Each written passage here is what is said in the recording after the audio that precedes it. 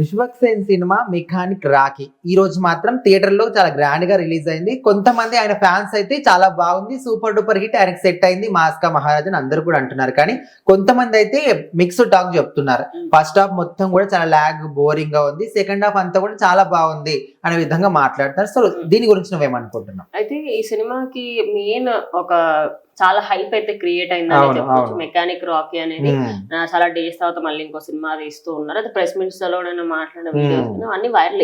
ఇక మీనాక్షి చౌదరి, అదే విధంగా సెకండ్ హీరోయిన్ గా చేసిన శ్రద్ధా శ్రీనాథ్, వీరిద్దరు చాలా హైలైట్ అయ్యారనమాట. వీళ్ళిద్దరికి సంబంధించి ఇద్దరికి కూడా తెలుగు ఇండస్ట్రీలో మంచి స్టార్టప్ ఉంది.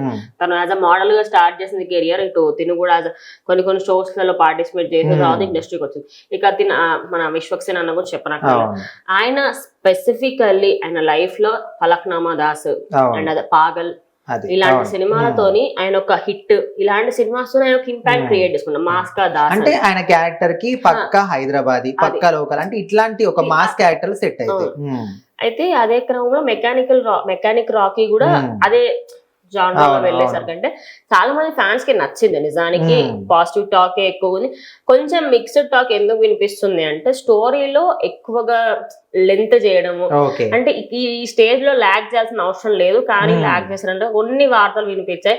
అవన్నీ అవాస్తవాలు ఒక విధంగా చెప్పుకోవాలంటే. సినిమా మట్టుకైతే బానే ఉంది. అండ్ యాక్టింగ్ పరంగా ఆయన నటన అందరికీ తెలిసిందే. ఒక్కొక్క క్యారెక్టర్ కి ఆయన different type of acting and తీసుకునే యాక్ట్రెసెస్ కూడా చాలా అంటే చాలా బాగుంటాయి. మీనాక్షి చౌదరి చెప్పనక్క.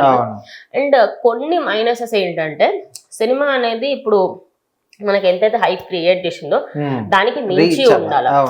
ఏమైపోయిందంటే చాలా మందికి అసలు ఈ సినిమా వస్తుంది అని కూడా తెలియలేదు. అది ఒకటి మైనస్ అయింది అనుకుంటే. అంటే మన ఫ్యాన్స్ కావచ్చు, మిగతా వాళ్ళ ఎక్స్పెక్టేషన్స్ పెట్టుకున్న దానికన్నా ఇంకా తక్కువగా ఉంది. అంటే ఇప్పుడు కథ అంతా కూడా ఎట్లా అంటే ఒక బీటెక్ చదివిన వ్యక్తి మెకానిక్ గా మారితే ఎట్లా ఉంటది, సో అంటే చదువుకున్న వాళ్ళు ఎట్లా ఉంటారు, ఆల్మోస్ట్ సెన్సిటివ్ గా ఇట్లా ఉంటారు. కానీ అదే విధంగా మెకానిక్ గా మారితే అదొక హార్డ్ వర్క్ అంతా కూడా హార్డ్ గా ఉంటది. సో అట్లాంటిది మారినప్పుడు ఎట్లా ఉంటది కథ అంతా కూడా అని ఒక దాని గురించి. సో ఫస్ట్ హాఫ్ అంతా కూడా చాలా లాగ్ గా బోరింగ్ అనిపించింది, చూసిన వాళ్ళు కూడా చెప్పారు. సెకండ్ హాఫ్ అంతా కూడా చాలా హైలైట్ గా, అంటే చాలా మంది కూడా సెకండ్ హాఫ్ నచ్చింది. చూసిన వాళ్ళందరూ కూడా అదే చెప్తున్నారు. ఫస్ట్ హాఫ్ అంతా కూడా మాకు నచ్చలేదు, కానీ సెకండ్ హాఫ్ చాలా బాగుంది. సో సినిమా మాత్రం ఒక లెవెల్ వరకు చాలా బాగుంది అనే విధంగా చెప్తున్నారు. అంటే ఇప్పుడు ఏంటంటే కొంతమంది పేడ్ ఆర్టిస్టులు ఉంటారు, వాళ్ళకి నిజంగానే సినిమా నచ్చకపోని బాగాలేదని చెప్పడం, నిజంగానే సినిమాలో ఇంపాక్ట్ ఉన్న వాళ్ళకి ఇప్పుడు నేను ఒక బాహుబలి రేంజ్ సినిమా తీసుకెళ్లి చూపెట్టినా, లేకపోతే అవెంజర్స్ లాంటి సినిమా, మార్వెల్ చూపించిన, డీసీ చూపించిన, ఏదైనా కూడా ఇక్కడ ఇట్లా కాదబ్బా ఇట్లా ఉండాలి అంటే సజెషన్స్ ఇవ్వడం చాలా ఈజీ బ్రో.